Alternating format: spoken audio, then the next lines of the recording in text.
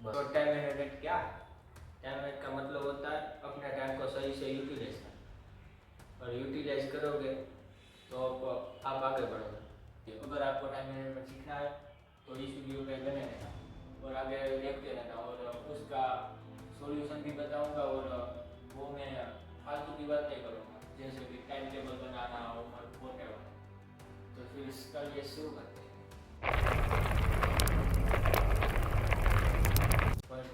पहले हम बात करेंगे अपनी पसंद की चीज़ों के बारे में, उसमें कैसे टाइम निकालें। और जैसे कि हम 8 घंटे सोते हैं, पर अभी तो आज के ज़माने में तो 6-7 घंटे सोते हैं।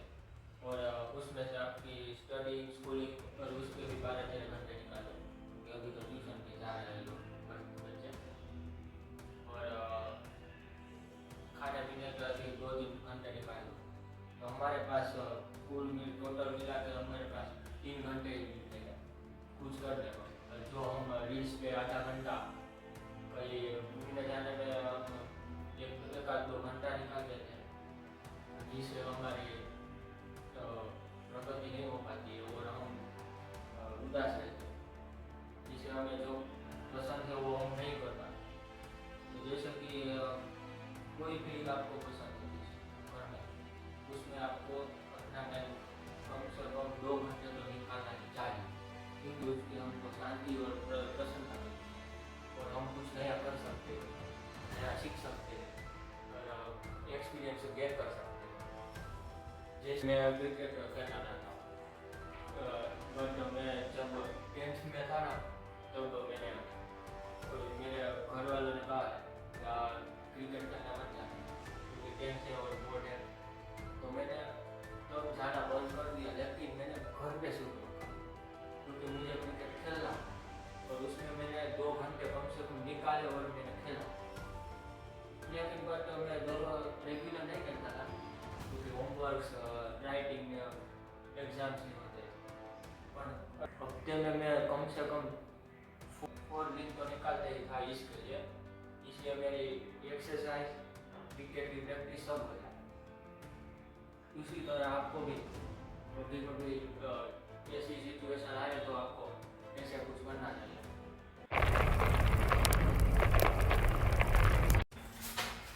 अब हम बात करने वाला पॉइंट 2 पे।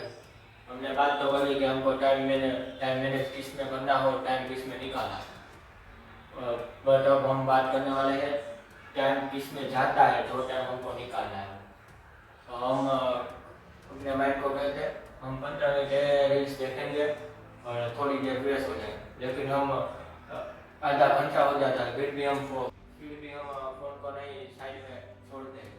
और फिर हम कई बार तो दोस्तों ने बुलाया तो हम पार्टी करने खेलने चले जाते हैं। इससे हमारा टाइम बिगड़ता भी है और सही से यूटिलाइज भी नहीं होता है, और हमारा माइंड हम पे राज करता है।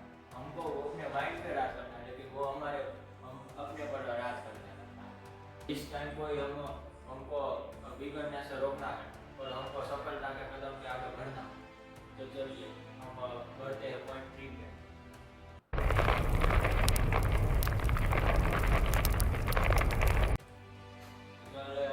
पॉइंट 3 के बारे में बात करेंगे, जो है टाइम।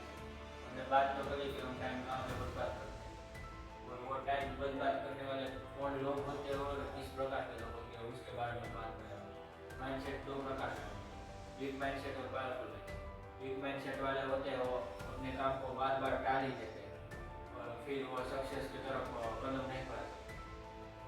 और पावरफुल माइंडसेट वाले होते हैं वो अपने काम पे फोकस रखते हैं और अपने काम पे ध्यान देते हैं, जिससे वो सफलता की तरफ कदम बढ़ाते ही जाते हैं।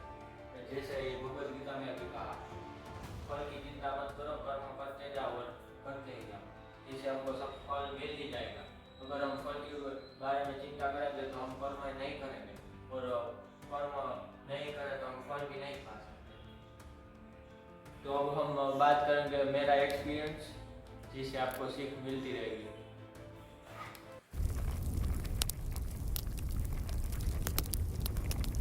तो चलिए अब हम बात करने वाले हैं मैं कैसे टाइम मैनेज करता था अपनी 10वीं में, क्योंकि मैं क्रिकेट खेलता था इसलिए उसके लिए भी टाइम मैं निकालता था।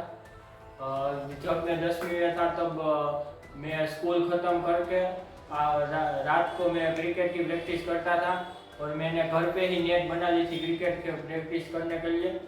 और वो नेट मैंने कोई भी खर्चा करके करे बिना मैंने बनाई थी, तो उसका वीडियो भी अभी आने वाला है भविष्य में। तो अभी के लिए सब्सक्राइब, लाइक और शेयर कर देना और कमेंट भी करना आपको कैसा वीडियो लगा, और कमेंट में कुछ अच्छा लिखना जिससे मुझे मोटिवेशन मिले। तो आफ्टरनून में जाना होता है तब मैं क्रिकेट की प्रैक्टिस कम करता था, और मैं जब नहीं जाना होता तब कर लेता था। और शनि रवि को मैं एकेडमी जाके मैं उसकी प्रैक्टिस करता था, जिसलिए मेरा इम्प्रूवमेंट और ज़्यादा होता जाए। और फिर मैं मोबाइल और देखता था और पढ़ाई पे और क्रिकेट पे ज़्यादा फोकस करता था। एंड मैं मोबाइल में जब काम होता तभी मैं देखता था। कभी कभी मेरा भी आपकी तरह टाइम थोड़ा शेड्यूल बदल जाता था, पर तब चल जाता था। लेकिन मेरे को कई डिस्ट्रैक्शन आते थे, जैसे कि मम्मी और पापा ना मना करते थे क्रिकेट की प्रैक्टिस करने के लिए, और कई बार तो मेरा ज़्यादा होमवर्क होता था तो वो मैं रात देर तक मैं लिखता था, और फिर भी मैं क्रिकेट की प्रैक्टिस करता था।